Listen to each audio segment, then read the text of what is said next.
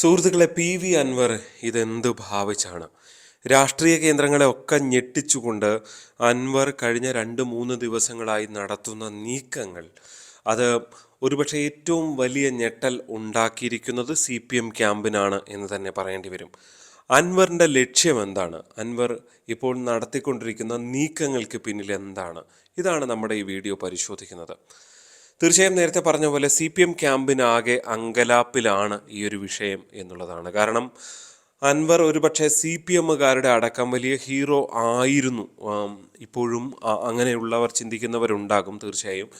അപ്പോൾ അതുകൊണ്ട് തന്നെ വലിയ ഹീറോ ആയിരുന്ന അൻവറിൻ്റെ ഭാഗത്ത് നിന്ന് ഒരു പരിധിവരെ സർക്കാരിനെ, പാർട്ടിയെ ഒക്കെ പ്രതിസന്ധിയിലാക്കുന്ന ഈ ഒരു പ്രസ്താവന, അത് അദ്ദേഹത്തിൻ്റെ നീക്കങ്ങൾ, അത് എത്രത്തോളം അണികൾക്ക് ദഹിക്കാൻ കഴിഞ്ഞു എന്നുള്ളത് വലിയ ചോദ്യമായി അവശേഷിക്കുകയാണ്. ഒരു ഘട്ടത്തിൽ PV അൻവർ ഏഷ്യാനെറ്റിനെതിരെ, ഒപ്പം തന്നെ മറുനാടൻ മലയാളിക്കെതിരെ ഒക്കെ മാധ്യമപ്രവർത്തകർക്കെതിരെ പൊതുവെ നടത്തുന്ന നീക്കങ്ങളെല്ലാം തന്നെ വലിയ നാടകങ്ങളായിരുന്നു. വലിയ രാഷ്ട്രീയ കയ്യടി നേടിയ, ഇടതുപക്ഷത്തു നിന്ന് കയ്യടി നേടിയ സംഭവ വികാസങ്ങളായിരുന്നു. പക്ഷേ ഇന്ന് മാധ്യമപ്രവർത്തകരെ തള്ളി പറഞ്ഞുകൊണ്ടല്ല, മാധ്യമപ്രവർത്തകരുടെ മുന്നിൽ നിന്നുകൊണ്ട് അതേ മാധ്യമങ്ങളിലൂടെ PV അൻവർ ആഞ്ഞടിക്കുകയാണ്. ഫലത്തിൽ പിണറായി സർക്കാരിൻ്റെ ആഭ്യന്തര വകുപ്പിനെ ആകെ സംശയത്തിൻ്റെ നിഴലിലാക്കിക്കൊണ്ടാണ് PV അൻവറിൻ്റെ നീക്കങ്ങൾ നടക്കുന്നത് എന്നുള്ളതാണ് ഏറ്റവും ശ്രദ്ധേയമായിട്ടുള്ളത്. എടുത്തു പറയേണ്ടത്, പോലീസിൽ ഇപ്പോൾ ADGP റാങ്കിലുള്ള, ക്രമസമാധാന ചുമതലയുള്ള ADGP, ഒരുപക്ഷെ പോലീസിനെ ഭരിക്കുന്ന MR അജിത് കുമാർ എന്ന പോലീസിലെ അധികായനെതിരെയാണ് ഈ നീക്കങ്ങൾ എന്ന് പറയുമ്പോൾ അവിടെ അവസാനിക്കുന്നില്ല എന്നുള്ളതാണ്. ശശി എന്ന സർക്കാരിൻ്റെ പൊളിറ്റിക്കൽ സെക്രട്ടറി, മുഖ്യമന്ത്രി ഒരുപക്ഷെ സ്ത്രീകളുടെ ആരോപണവുമായി ബന്ധപ്പെട്ട അത്തരം കേസുകളുമായി ബന്ധപ്പെട്ട പാർട്ടി വർഷങ്ങൾക്ക് മുൻപ് മാറ്റി നിർത്തിയ ശശിയെ തിരിച്ച് പൊളിറ്റിക്കൽ സെക്രട്ടറിയാക്കി കൊണ്ടുവന്നുകൊണ്ട് പിണറായി വിജയൻ സമീപകാല രാഷ്ട്രീയത്തിൽ നടത്തിയ വളരെ പ്രധാനപ്പെട്ട, അതായത് ഇത്രയധികം ഗുരുതര ആരോപണങ്ങൾ നേരിട്ട ഒരാളെ അത്തരമൊരു പദവിയിലേക്ക് വീണ്ടും തിരിച്ചു കൊണ്ടുവരുമ്പോൾ, അതായത് പൊളിറ്റിക്കൽ സെക്രട്ടറി എന്ന് പറയുമ്പോൾ മുഖ്യമന്ത്രിയുമായി ഏറ്റവും അടുപ്പമുള്ള ഒരാളെയാണ് സ്വാഭാവികമായും അങ്ങനെ നിയമിക്കുക. മാത്രമല്ല, മുഖ്യമന്ത്രിയുടെ ഓഫീസിനെ അടക്കം ഒരു പരിധിവരെ ഭരിക്കുന്നത് ഇത്തരം പൊളിറ്റിക്കൽ സെക്രട്ടറിമാരുടെ റോളുകൾ വളരെ പ്രധാനപ്പെട്ടതാണ്. അതായത് മുഖ്യമന്ത്രി മറ്റെന്തെങ്കിലുമൊക്കെ തിരക്കിലാണെങ്കിലും ഫലത്തിൽ ഭരിക്കുന്നത് പൊളിറ്റിക്കൽ സെക്രട്ടറി ഉൾപ്പെടെയുള്ളവരായിരിക്കുമെന്ന കാര്യത്തിൽ യാതൊരു സംശയവുമില്ല.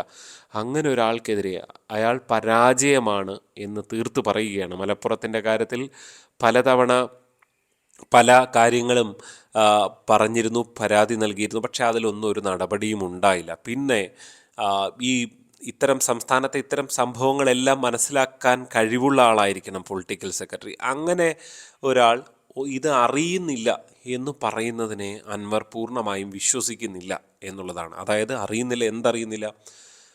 2 വിഷയങ്ങളാണ്. പത്തനംതിട്ട SP ആയ സുജിത് ദാസ്, അദ്ദേഹവും PV അൻവറും തമ്മിലുള്ള ഫോൺ സംഭാഷണം പുറത്തു വിട്ടതോടെയാണ് ഇതിലൊരു വലിയ രീതിയിലുള്ളൊരു ഗ്രാഫിലേക്ക് ഈ ചർച്ച പോകുന്നത്. നമുക്കറിയാം, മലപ്പുറം SP ആയിരുന്ന ശശിധരനെതിരെ PV അൻവർ തുടക്കത്തിൽ നടത്തിയ, അതായത് അവിടുത്തെ പോലീസ് അസോസിയേഷൻ സമ്മേളനത്തിൽ നടത്തിയ ചില പരാമർശങ്ങളായിരുന്നു ഇതിൻ്റെ ആദ്യ തുടക്കം. പക്ഷേ കേവലം അത് ശശിധരനോടുള്ള ഒരു വിരോധം കൊണ്ട് മാത്രമാണ് എന്ന് കരുതിയെങ്കിൽ, പിന്നീട് തൊട്ട് മുൻപുള്ള SP ആയിരുന്ന സുജിത് ദാസ് അവിടെ നിന്ന് മരം മുറിച്ചു കൊണ്ടുപോയി അദ്ദേഹത്തിൻ്റെ ക്വാർട്ടേഴ്സിൽ നിന്ന് അടക്കമുള്ള ആരോപണങ്ങൾ ഉന്നയിച്ചു കൊണ്ടുവരുമ്പോൾ അവിടെയാണ് സുജിത് ദാസ് ഇദ്ദേഹത്തെ, PV അൻവറിനെ ഫോണിൽ വിളിക്കുകയും പരാതികൾ പിൻവലിക്കണമെന്ന് പലതവണ അപേക്ഷിക്കുന്ന കാഴ്ചയാണ് നമ്മൾ എല്ലാവരും ഓഡിയോയിൽ കേട്ടത്. നിങ്ങൾ കേട്ടിട്ടില്ലെങ്കിൽ സുജിത് ദാസ് അല്ലെങ്കിൽ PV അൻവർ എന്നുള്ള ഓഡിയോ ശകലം ഒന്ന് സെർച്ച് ചെയ്താൽ യൂട്യൂബിൽ തന്നെ കിട്ടും എന്ന കാര്യത്തിൽ, അത് കേൾക്കാത്തവർ കേൾക്കേണ്ടതാണ് എന്നുള്ളത് കൊണ്ട് കൂടി പറയുകയാണ്, ഇതിൻ്റെ ഒരു രാഷ്ട്രീയം മനസ്സിലാക്കാൻ വേണ്ടി. ആ സംഭാഷണം ഒരു പരിധിവരെ ഞെട്ടിക്കുന്നതാണ്. യഥാർത്ഥത്തിൽ ഇത്തരം ഒരു ഉന്നത ഉദ്യോഗസ്ഥൻ്റെ ഒരു തുറന്ന് പറച്ചിലുകൾ നമ്മൾ അങ്ങനെ കേൾക്കാറില്ല. സാധാരണ പോലീസ് ഉന്നത ഉദ്യോഗസ്ഥരൊന്നും ഇങ്ങനെ ആരോടും ഫോണിൽ സംസാരിക്കാറില്ല സംസാരിക്കാറുണ്ടാകും, പക്ഷേ അവരാരും അത് പുറത്തു വിടും എന്നുള്ള ഒരു ചിന്തയിലായിരിക്കില്ല സംസാരിക്കുന്നത്. മാത്രവുമല്ല, PV അൻവറിൻ്റെ ഏറ്റവും ഒടുവിൽ വന്ന ഫോൺ സംഭാഷണത്തിൽ അദ്ദേഹം ചൂണ്ടിക്കാണിക്കുന്നുണ്ട്, ഇടയ്ക്ക് ഫോൺ കോള് ഡ്രോപ്പ് ആകുമ്പോൾ ഇത് വാട്സപ്പ് കോൾ അതുകൊണ്ടാണ് ഇത് ഡ്രോപ്പ് ആകുന്നത് എന്ന് ചൂണ്ടിക്കാണിക്കുകയുണ്ടായിരുന്നു. അതായത് വാട്സപ്പ് കോളിലാണ് വിളിച്ചത്, പക്ഷേ പി വി അൻവർ മറ്റൊരു ഓഡിയോ റെക്കോർഡർ എന്തെങ്കിലും ഉപയോഗിച്ച് അത് ഒരു പക്ഷേ വാട്സപ്പ് കോളും റെക്കോർഡ് ചെയ്യാൻ പറ്റില്ല എന്നില്ലല്ലോ, ഒരു സ്പീക്കർ ഫോണിൽ ഇട്ട് കഴിഞ്ഞാൽ അത് റെക്കോർഡ് ചെയ്യാൻ കഴിയും എന്നുള്ളതാണ്. അങ്ങനെ റെക്കോർഡ് ചെയ്ത കാര്യങ്ങളാണ്. ഒരുപക്ഷെ സുജിത് ദാസ് ഇത്രയധികം ഉന്നത പോലീസ് പദവിയിലിരുന്ന ആളാണെങ്കിലും അദ്ദേഹത്തിന് ഇതൊരു അബദ്ധമാകുമെന്ന് ഒരു തരത്തിലും ചിന്തിക്കുന്നില്ല എന്നുള്ളതാണ്. മാത്രവുമല്ല, ആ സംഭാഷണത്തിലടക്കം മറ്റു പല കാര്യങ്ങളും പറയുന്നു. പോലീസിൽ സ്ഥലം മാറ്റം അടക്കമുള്ള കാര്യങ്ങളിൽ MLA പറഞ്ഞ പോലെ ചില കാര്യങ്ങളൊക്കെ ചെയ്യാൻ കഴിഞ്ഞു എന്നുള്ളത്. അവിടെ ഭരിക്കുന്നത് ആര് എന്ന ചോദ്യം ബാക്കിയാണ് പോലീസിന്. പോട്ടെ, അതിനെല്ലാം അപ്പുറത്തേക്ക് മുൻ കസ്റ്റംസ് ഉദ്യോഗസ്ഥനായ സുജിത് ദാസിന് സ്വർണ്ണക്കടത്ത് സംഘങ്ങളുമായി ബന്ധമുണ്ട് എന്ന അതിഗുരുതരമായ ആരോപണമാണ് ഉന്നയിക്കുന്നത്. പോട്ടെ, അതിനുമപ്പുറത്തേക്ക് ADGP MR അജിത് കുമാറിൻ്റെ വലിയ മാഫിയ ബന്ധങ്ങളുണ്ട് എന്ന അതിഗുരുതരമായ ആരോപണങ്ങളും പി വി അൻവർ ഉന്നയിക്കുകയാണ്. നമുക്കറിയാം, ചിലരെ കാണാതായ സംഭവത്തിലടക്കം കൊലപാതകം നടത്തിച്ച ആളാണ് എന്നും അദ്ദേഹം ആരോപിക്കുകയാണ്. ഒരുപക്ഷെ അതൊക്കെ അവിശ്വസനീയമായ കാര്യങ്ങളാണ്. പക്ഷേ എന്നിരുന്നാൽ തന്നെയും ഒരു MLA ആണ്, CPM സ്വതന്ത്ര സ്ഥാനാർത്ഥിയായി വിജയിച്ച, അല്ലെങ്കിൽ ഇത്തവണ ചിഹ്നത്തിലാണെന്ന് തോന്നുന്നു, എന്തായാലും വിജയിച്ച ആളാണ്. CPM എന്ന് പറയുന്ന പാർട്ടി അംഗം എന്ന് തന്നെയാണ് അൻവർ ചൂണ്ടിക്കാട്ടുന്നത്. അങ്ങനെ ഒരാളെ ഇങ്ങനെ ഒരു ആരോപണം ഉന്നയിക്കുന്നു എന്നുള്ളതാണ് ഇതിൻ്റെ ഒരു ക്രെഡിബിലിറ്റി. മാത്രമല്ല, ഇതിനെ സപ്പോർട്ട് ചെയ്യുന്ന പല ഓഡിയോ സംഭാഷണവും നേരത്തെ പറഞ്ഞ പോലെ പുറത്തു വന്നിട്ടുമുണ്ട്. എന്താണ് അൻവറിൻ്റെ ലക്ഷ്യം എന്നത് വളരെ പ്രധാനപ്പെട്ടതാണ്. അൻവറിൻ്റെ ഒരു രാഷ്ട്രീയ നീക്കങ്ങൾ നമ്മൾ മുൻപ് കണ്ടിട്ടുള്ളത് മറുനാടൻ മലയാളി അല്ലെങ്കിൽ ഏഷ്യാനെറ്റ് ന്യൂസിനെതിരെയൊക്കെയുള്ള നീക്കങ്ങളാണ്. അവിടെ അൻവർ നടത്തിയ പല പരാതികളും ഒന്നും ആവാതെ പോയിട്ടുണ്ട്. ഫലത്തിൽ ഒരു പരിധിവരെ അൻവറിൻ്റെ ഒരു രാഷ്ട്രീയം മറ്റെന്തെങ്കിലും ഉള്ളതിനപ്പുറത്തേക്ക് അദ്ദേഹം ഒരു പൂർണ്ണ തോതിലുള്ള ഡിപ്ലോമാറ്റിക്കായ രാഷ്ട്രീയ നേതാവാണ് എന്ന് കരുതാൻ വയ്യ. പക്ഷെ അതിനപ്പുറത്തേക്ക് താൻ എന്ത് പിടിക്കുന്നോ അതിൻ്റെ അങ്ങേ അറ്റം വരെ പോകാൻ എന്തും ചെയ്യുന്ന ഒരു രാഷ്ട്രീയ നേതാവായിട്ടാണ് നേരത്തെ കണ്ട സംഭവങ്ങളിൽ നിന്ന് അൻവറിനെ വിലയിരുത്തേണ്ടി വരിക. അതുതന്നെയാണ് ഇവിടെയും.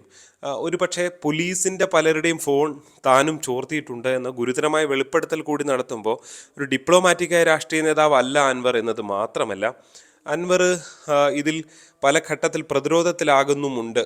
പ്രതിരോധത്തിൽ എന്ന് പറയുമ്പോൾ അൻവറിനെ കൂടി വെട്ടിലാക്കുന്ന പല വെളിപ്പെടുത്തൽ കൂടി ഇതിൻ്റെ ഭാഗമായി വരുന്നുണ്ട് എന്നുള്ളതാണ്.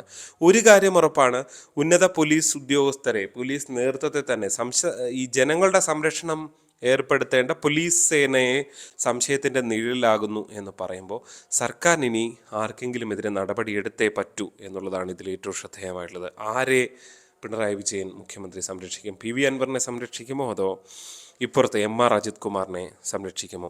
എന്തായാലും അൻവർ മറ്റൊരു രാഷ്ട്രീയ പാർട്ടിയൊന്നും ലക്ഷ്യം വെച്ചിട്ടുണ്ട് എന്ന് ഇപ്പോഴും കരുതുകയല്ല ഞാൻ. അതുകൊണ്ട് തന്നെ അൻവർ തൻ്റെ ശത്രുക്കൾക്ക് നേരെ നടത്തുന്ന ഫൈറ്റാണ്. അതിൽ ചില കാര്യങ്ങളിൽ അൻവർ പറയുന്നത് ശരിയാണെങ്കിൽ വസ്തുതകളുമുണ്ട് എന്ന് പറയേണ്ടി വരും. എന്തായാലും കേന്ദ്ര അന്വേഷണമൊക്കെ വേണമെന്ന ആവശ്യമാണ് പ്രതിപക്ഷം ഉന്നയിക്കുന്നത്. മുഖ്യമന്ത്രിയുടെ നിലപാടെന്ത്, അതാണ് ഇനി അറിയാനുള്ളത്. എന്തായാലും സംസ്ഥാന രാഷ്ട്രീയത്തെ, CPM രാഷ്ട്രീയത്തെ ആകെ വെട്ടിലാക്കിയിരിക്കുകയാണ് പി വി അൻവർ.